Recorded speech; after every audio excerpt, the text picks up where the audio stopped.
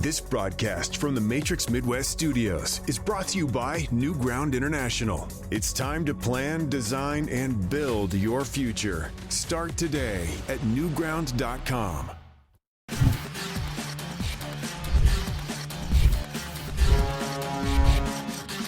Offside Hockey, driven by Weber Automotive Group.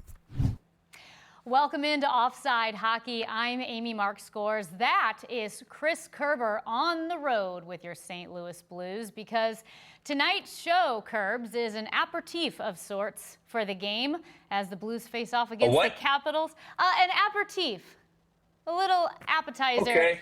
Yeah, priming the appetite. All right. For the Got Blues it. game Okay. at 6:30 tonight. How's the road trip going so far? Listen, the road trip's going good, but you throw out a word like that in like the first sentence of the show, and you're just going to raise expectations that probably are going to be hard to keep up with. So tonight you said this show is going to be a motif? No, the aperitif. When you go to dinner after the game, Yeah. ask for an aperitif. You'll get a nice little, probably alcoholic beverage. Amy, okay, so an aperitif is an alcoholic beverage? Generally, it's something small, sometimes a drink to prime the appetite. See, folks, look, this is what happens when you Don't have friends. get the brainchild for or you get the brainchild for, a hockey show, and you go, hey, we're gonna bring Amy into this. And you're like, all of a sudden you're learning what aperitif means. Now it shows my level of ignorance not knowing that, but at the same time, I'm learning something new. Well, that's what we're all about Now, here. what I guarantee you, most places I go, if I say, well, what could I have as an aperitif? They're going to look at me and go, we don't know what the hell you're talking about. You're Like, I don't know telling where me? you're dining. I don't know where you're dining, Amy, but wherever you're dining is definitely going to be different than where I'm dining. If you're looking at the waiter or waitress and going, well, what would be a good aperitif? Yeah. You might not have heard of Qdoba, one of my favorites, the queso aperitif. You're telling me Joey Vitale doesn't wine and dine you? I literally just had Qdoba for lunch, and I can guarantee you there is zero chance the people that made my bowl have any idea what an aperitif is. No chance. You never know. Not a chance at all. You never know. All What right, do you think the chances are? Yeah, I was going to say that we get to our 3 stars of the day? Yeah, speaking of, let's get to our 3 stars of the week as we kick off the show each and every week. We do our 3 stars of the week. Could be a team thing, could be an individual player, and that's how we kick off the show. The Blues coming, of course, off of that last win over the Edmonton Oilers, and we start with the number 3 star. And how about that slap shot right there, Amy? His first career goal, first career National Hockey League point from Dalibor Dvorsky, who has played a couple of fantastic games to begin the season on his recall. And Dalibor Dvorsky is our number 3 star of this past week. It was so exciting. How much did you love to see that? As Jim Montgomery pointed out, talk about razzle-dazzle. Your first NHL goal, you go bar down. But I love that he wins the face-off first. He wins that face-off. He throws it to the Blues' #1 playmaker in Robert Thomas, who tosses it to Justin Falk, who sets him up for the one-timer. It was such a complete play. It was such a clean play. I loved the execution of it. And you got to feel so good. I think my smile on my face was so big just looking at this young kid, how thrilled he was to get that goal. And he said after the game, he didn't care how fancy it was. He didn't care if he kicked it in. He was just glad to get that first NHL goal. Yeah, he's got a very calm demeanor for him. You can see, and I've talked to him about his experience level, even just getting ready for this past week, having played 2 regular season games last year, having been to a couple of camps.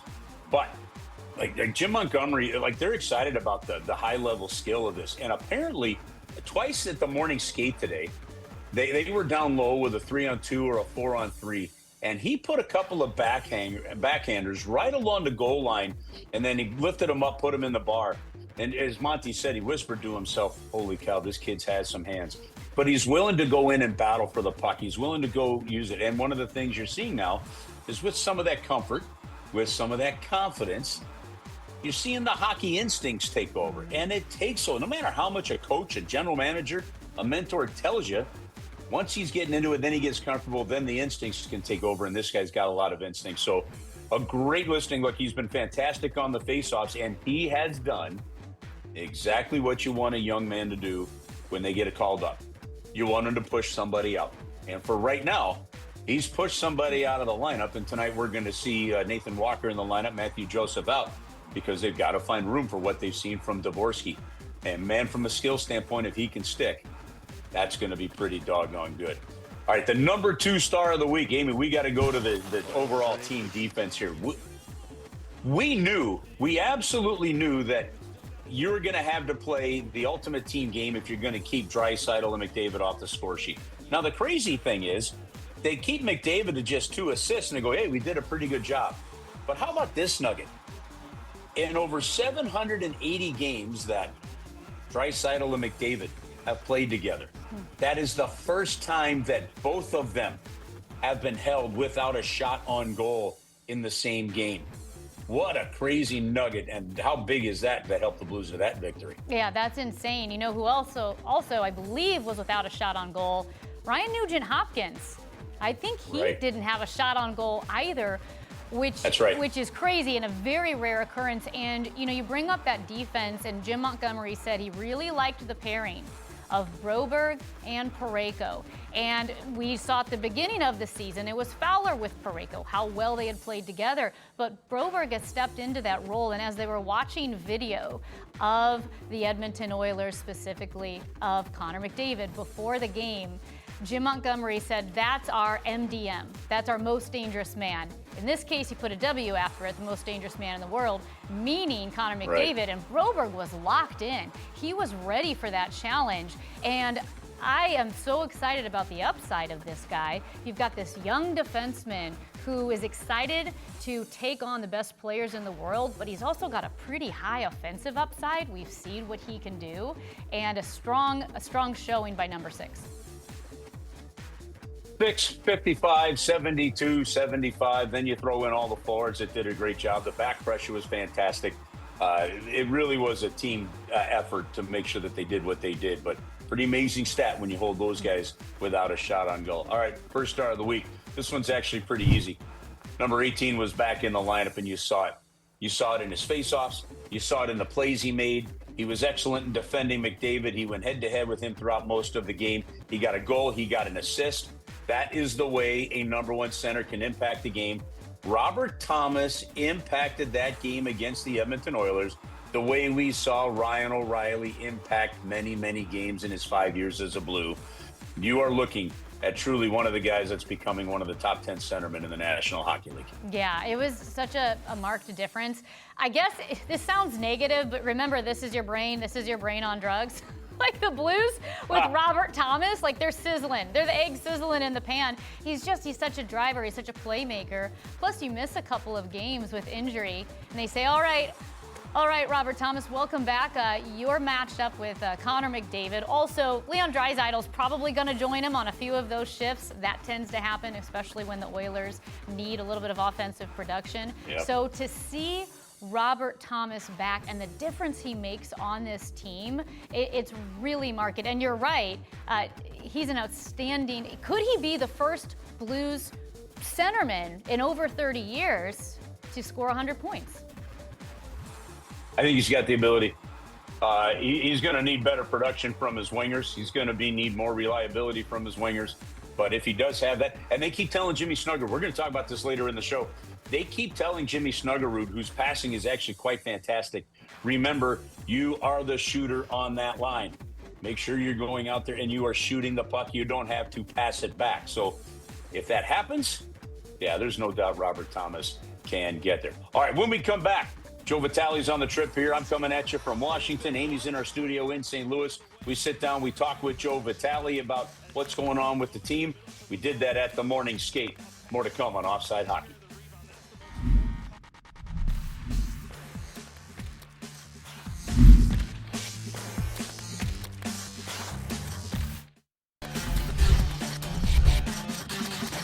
Welcome into Offside Hockey. We are in Washington, D.C. here today. So recording this segment at the morning skate and sitting here with Joe Vitale. Joe, I'm excited for tonight's game because of the result of the last game. Not just though the win. There were a lot of different things that we saw in that last game.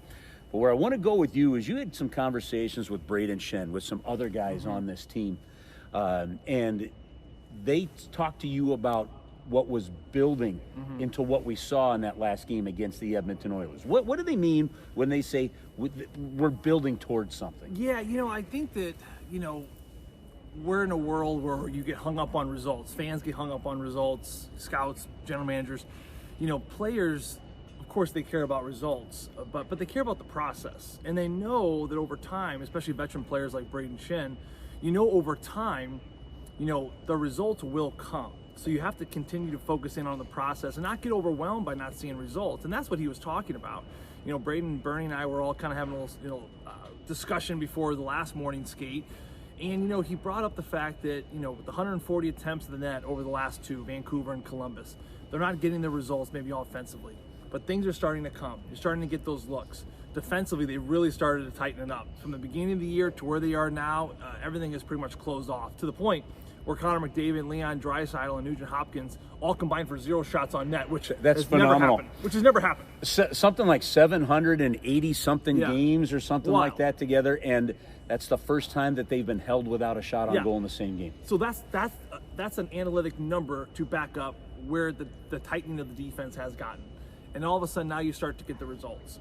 So, for players, it's process-driven. They started to feel, even before that last game, it was on the up and up. They felt confidence was coming. They felt that results were going to come at some point.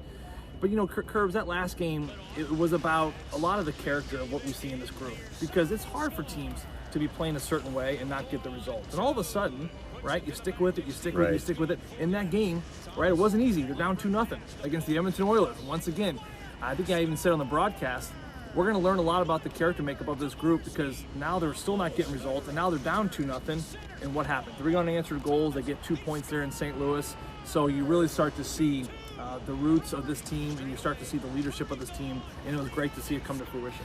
Yeah, we're going to talk in the next segment when we go around, just with a bunch of different Blues topics about what's the next big step for the Blues. But to me, part of that is going to be, now how do you build on what you did? It is actually, I don't know that it's the structure in the game so much as it's the mental part of, can you take that and turn that into another good performance tonight against Washington versus do you then have to battle the mental part because some of that game isn't there again? And that is the mental challenge of finding consistency in the National Hockey League. It is, and I think you need a lot of members, right? I mean, this is the team right now that they're not hanging on just their top 2 goal scorers, not hanging on goaltending. It seems like right now everyone's kind of stepping up at different times. What's really trended in an interesting way here over the last few games, and you and I have talked about it, I was having a great discussion with Ryan Miller moments ago about it as well, is that now they're starting to be pulled by some of these young guys, right? And I think that now, especially this time in the season where you're kind of down and out, we're trying to find an identity, like most teams in the league, or at least 80% of them kind of in that middle mush, if you will, of the standings. There's inconsistencies, right? So you need little guys and younger guys, and guys get called up to step up. And Dalibor Dvorsky's been one of those players over the last couple of games, Kerbs.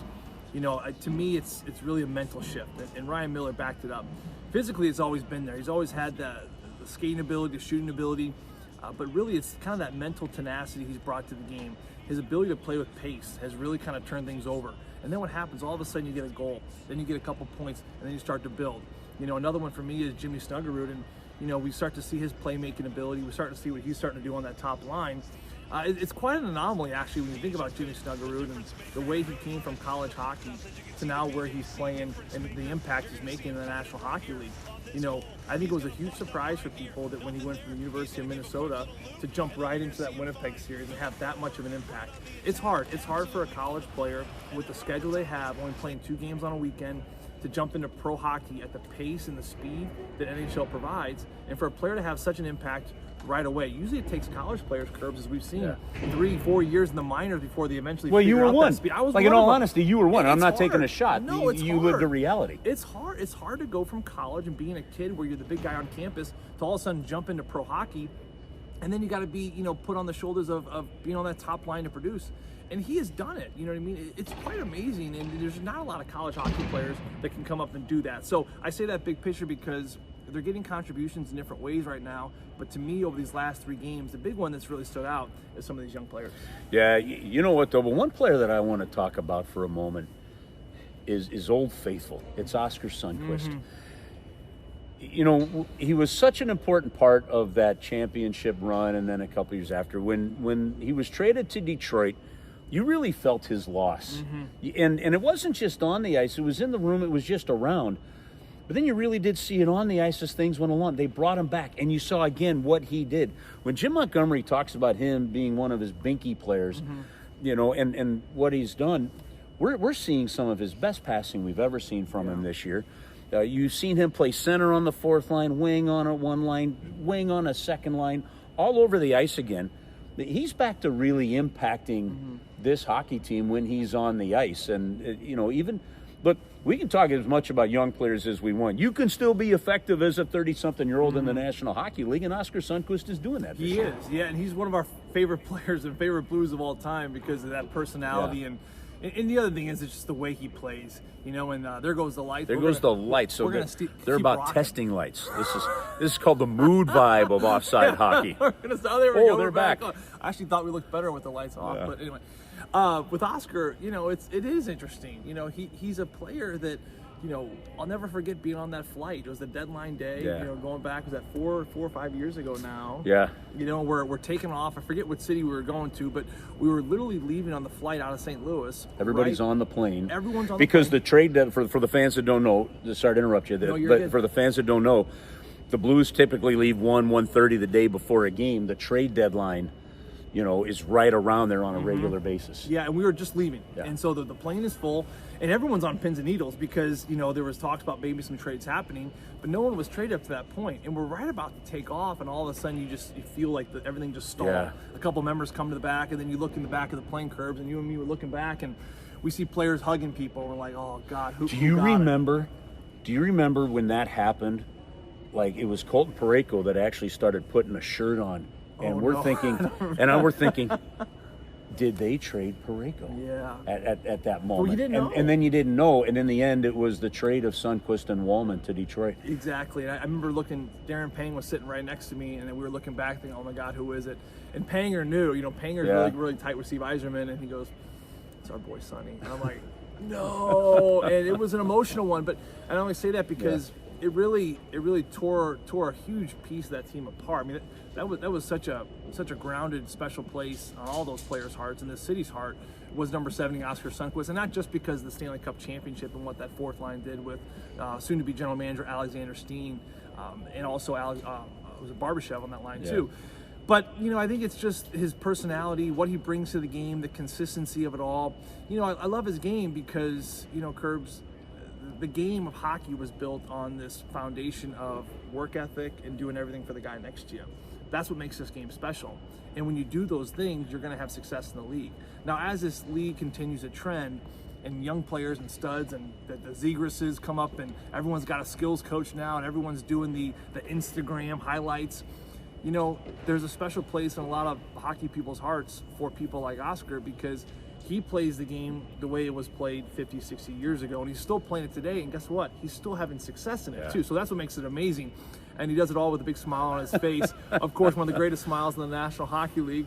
And, you know, he just celebrated his 500th, which was pretty cool and special to celebrate. It was. You know, I go back to that flight, and I think at the time, too, I actually felt really bad for Jake Wallman in there, because the way Oscar's coming up the plane, and he's hugging everybody, and everybody's giving him a hug, and then kind of trailing him is, you know, the kid that just was in his young first or second year, you know, up and down with the team, kind of following him off the plane, and everyone's hugging Oscar, and then you're like, okay, good luck, Jake. You know, go get him Tiger. Yeah.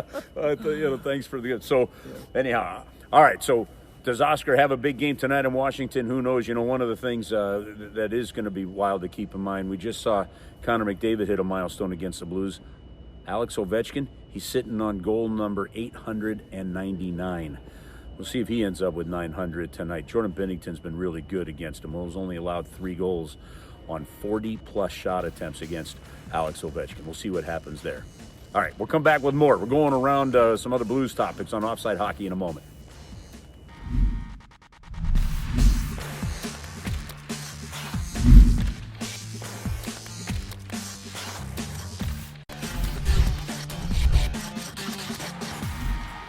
Welcome back to Offside Hockey. I'm Amy. Mark Scores over in the nation's capital is Chris Kerber. And we've got, well, some Blues notes to throw Pictures at out the you window. from the week. Oh, is it out the window? Well, I got the Pentagon out the window from where we're saying I could see part of the Pentagon.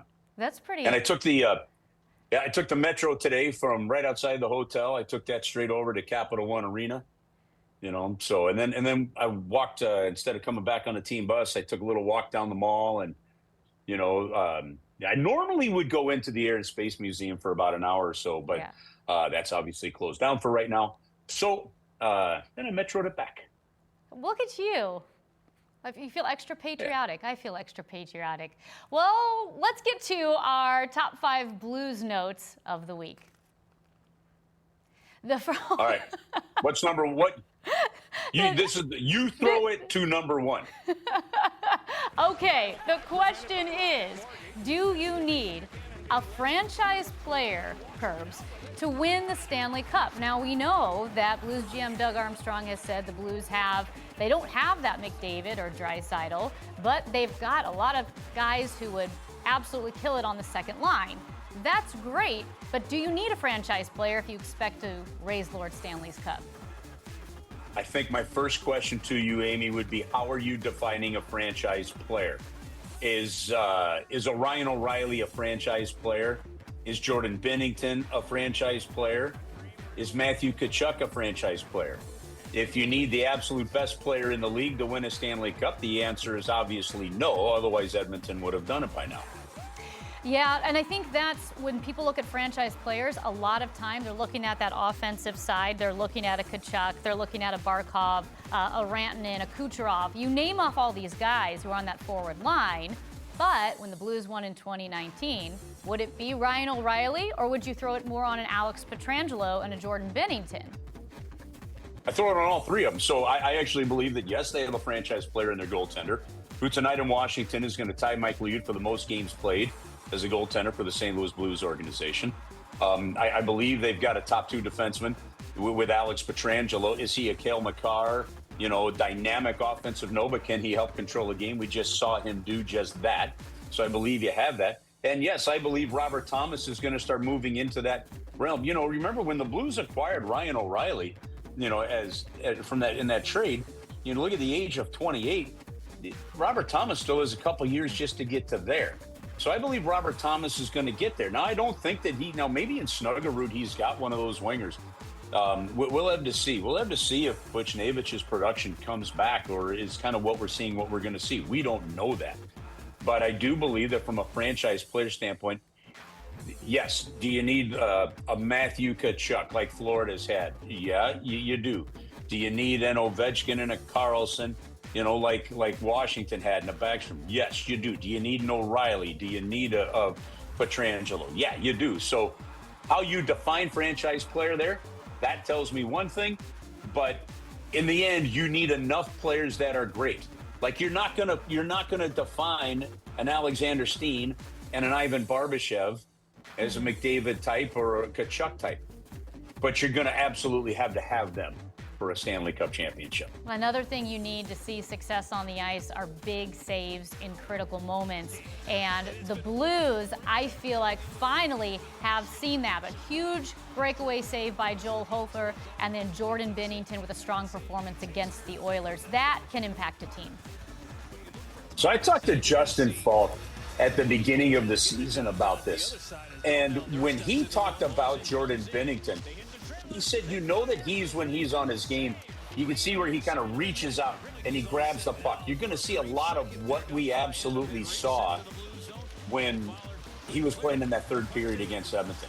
You need the timely saves, like the save you saw Joe Hofer make in Columbus.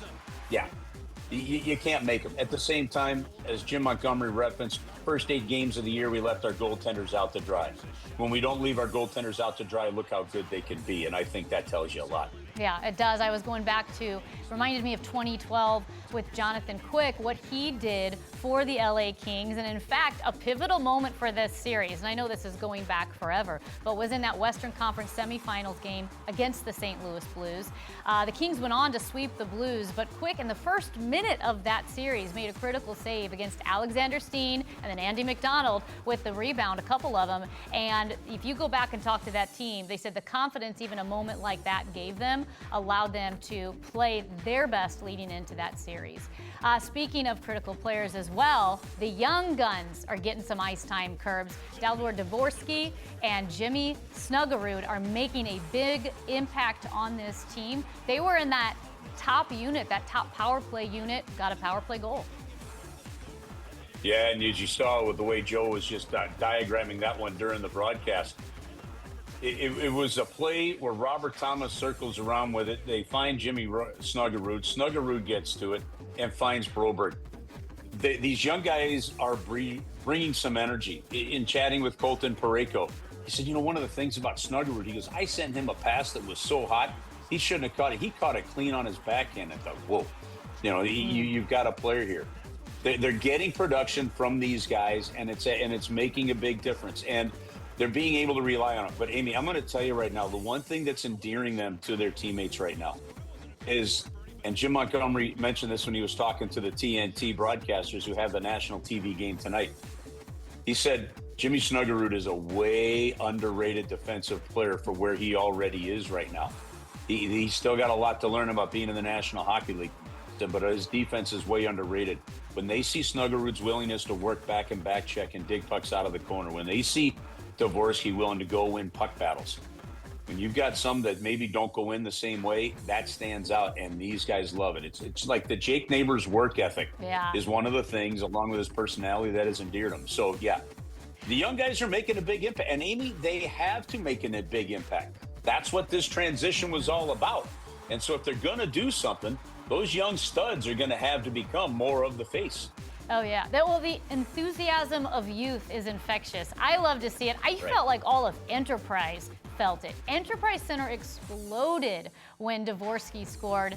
And obviously, like we said, it didn't hurt that there was razzle-dazzle along with it. Kerbs, I've got a question for you. Where do you think is the biggest growth needed right now as a team? We've picked out different areas that are working. Where do they need to improve and grow? Yeah. First off, when you said I have a question for you, I'm glad you didn't ask me to spell aperitif. Okay, but I actually think, and this is why tonight's game has that.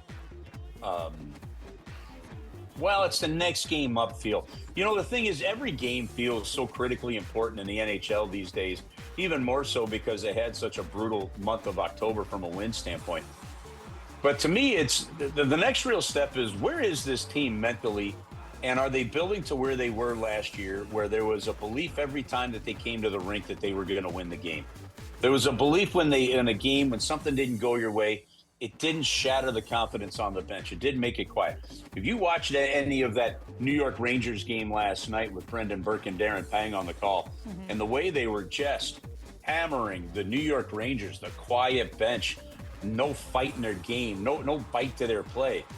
When things are going wrong for the Blues, do they go more like that, or do they claw their way back in? And I think seeing them claw their way back in the Edmonton game was big, number one. So how do you build on that? Like, if you give up the first goal of the game and it's a soft one tonight, does that shatter what you already built, or do you really does it go like water off a duck's back? That, to me, is the next step. I get into some great arguments with some good friends about the role of mental toughness in sports. I believe in it. They don't so much.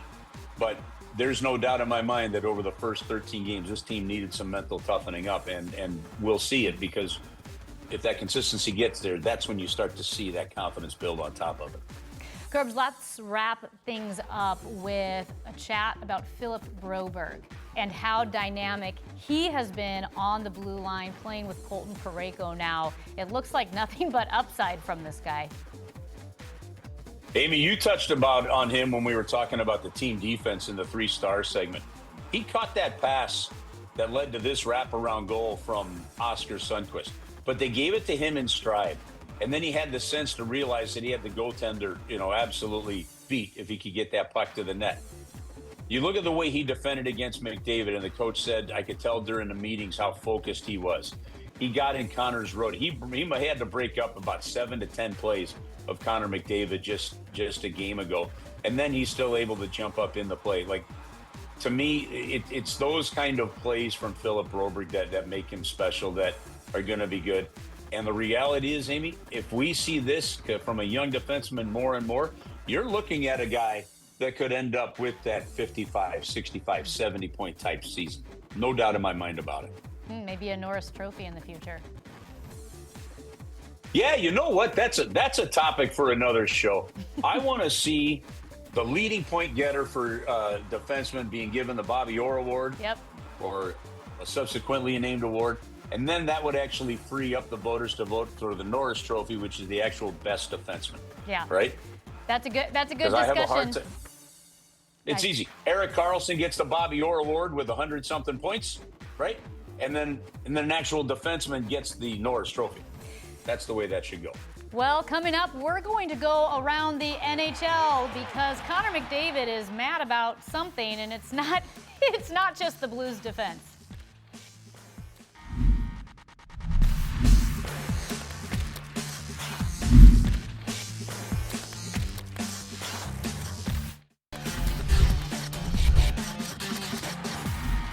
Welcome back to Offside Hockey. I'm Amy Markscores. That's Chris Kerber. As we take a look around the NHL, this has to do with Connor McDavid, but it's not the Blues game. It's not the Blues versus Oilers. It was the World Series game, Kerbs, and I want to get your thought on this.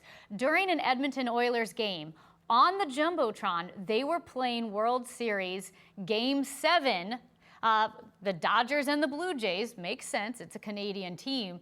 But it was on during play, and the crowd was responding to the play. Players were looking up. It was a little bit of a weird scenario, and McDavid said it was distracting. That was really, really strange. Obviously, we're all on the Jays bandwagon, and everybody's wanting them to win, and it's so disappointing, obviously. But strange to have it on during the game. Listening to the crowd was distracting for sure. I'm glad they shut it off there for the third. When you know they're showing it, not only showing it, but they're showing it with sound during the TV timeouts as well. Yeah, that's it was bizarre. Yeah, it was bizarre. It was bizarre. I found myself watching the Jays game, sitting on the bench. Listening to the crowd while I'm on the ice. You know what just happened. It was very strange. But you know what? Historic moment. Couldn't be more gutted for those guys. I cannot be more blunt about this. Okay. How absolutely idiotic and moronic of a decision was it by the staff of the Edmonton Oilers, their game production staff, to decide that during the game you're actually just going to have the other game up on the video board or with sound during TV timeouts. If there is a big moment, you clip it, you show it, the crowd cheers. You're at an Edmonton Oilers game, right? I mean, I think actually Connor McDavid was actually being polite. Yeah. You know, and you're not even in Toronto, you're in Edmonton. Right. For crying out loud. Oh my gosh, like what an absolute, like, that's just, honestly, it's one of the dumbest things those are the kind of meetings, Amy, I do actually sometimes want to sit in.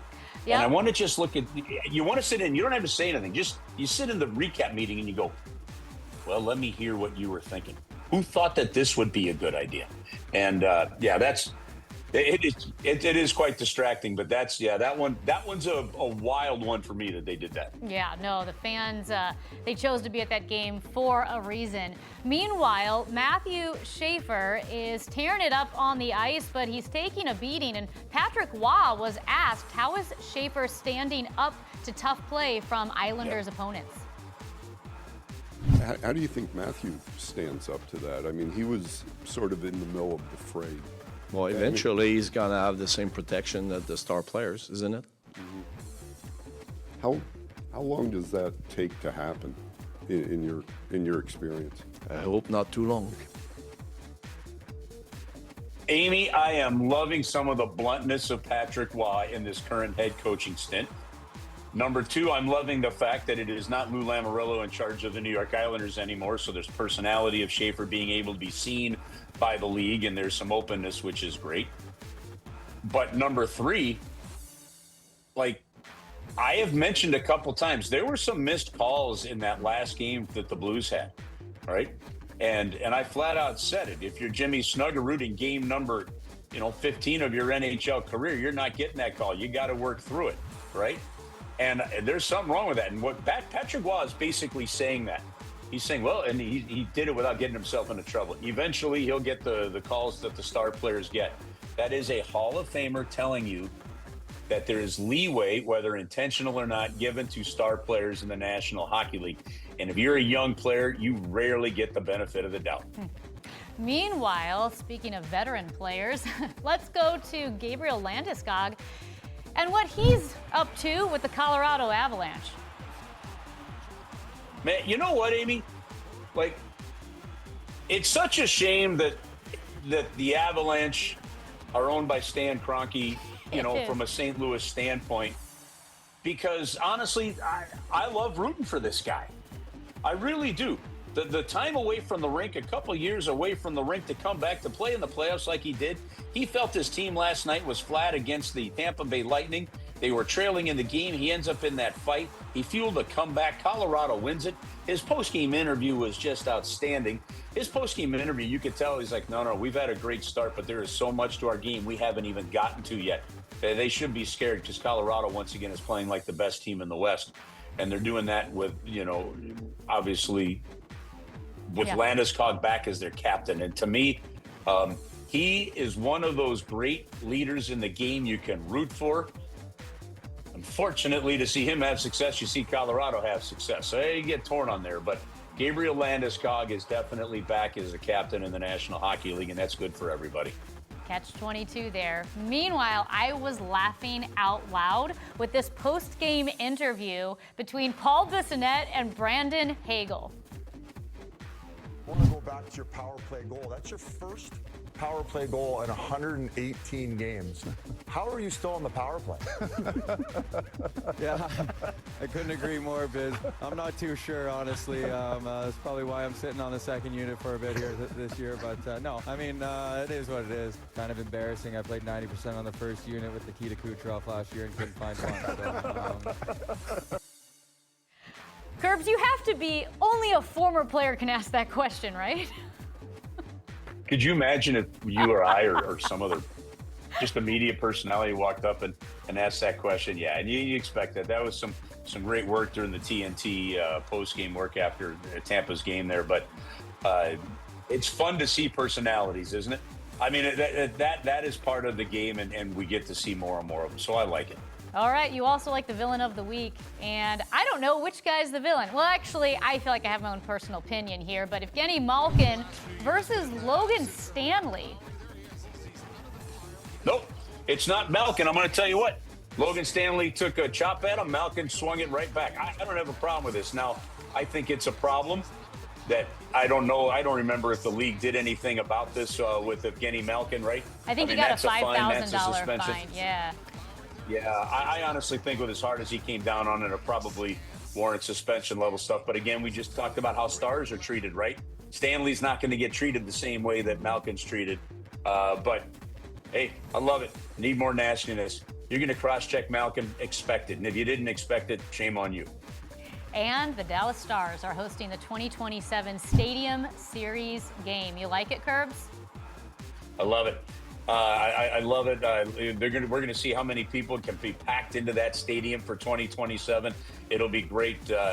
They've got a good team down there going. So I like the fact that it is. I wonder if sometime, one day we might see maybe like a Stadium Series game at Furrow Field.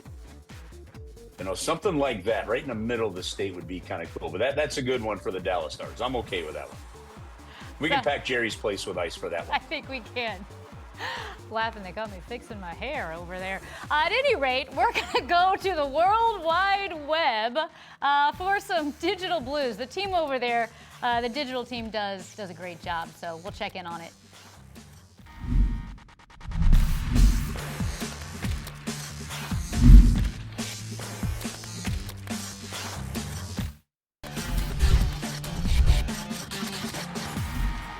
It's time for the last shift as we wrap up tonight's offside hockey. And I think the big thing for me, Kerbs, was that the Blues finally got some good bounces in their win over the Edmonton Oilers. Now, we saw that final goal of the game, Pius Suter, as he was down low in the slot.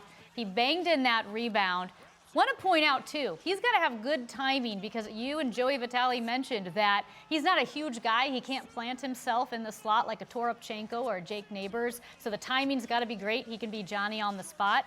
But I actually think that first good bounce for the Blues came with the Robert Thomas goal, the second goal of the game, when he was down by the goal line. He throws it at the goalie, kind of banks it off the back of the goalie and in. Thomas, after the game, kind of laughed, said he was a little bit lucky.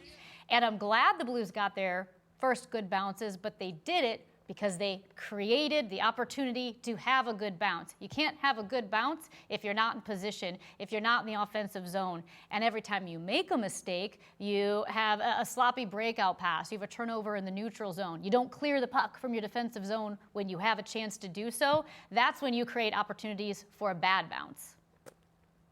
You make your chances, don't you? I mean, the game's an honest game. So you get 2 goals because guys are in front of the net. Yeah, it went off the goaltender and in for Robert Thomas, but you made a great play by Braden Shen. You get it to Parayko. He one-times it, and Suter went back to the net. If Suter stays on the outside, that chance never happens. He went to the net and he found it, and he goes, you make your luck there. And at the beginning of the year, yeah, they were getting some bad bounces, but they also weren't making their luck on the other end. And eventually you do it enough right. It's gonna come, and you're gonna get some of those that go your way. Eventually, those 2 things level out. And look at the difference in what a game looked. Now, Amy, look, that Edmonton game, that's only 1 game. Yeah. They got to put it together, and they got to start using this month of November. So tonight it's Washington. On Thursday night it's Buffalo. They're back home Saturday night against Seattle. You put all that together, that's where we're going to see if they can build and kind of climb out of the hole that they dug themselves in. Well, that's going to wrap it up for us on this week's edition of Offside Hockey. For Amy, I'm Kerbs. Have a great week. We'll see you at the rink.